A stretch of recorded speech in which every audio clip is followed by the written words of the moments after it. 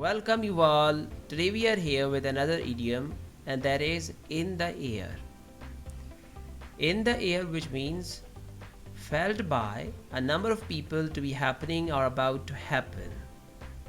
इसको हम उर्दू में अफवाह फैलाना या फैलना या कोई चीज़ हवाओं में होना, कोई चीज़ अभी इम्प्लीमेंट नहीं हुई, वो जस्ट ख्याली है, बातों के अंदर है.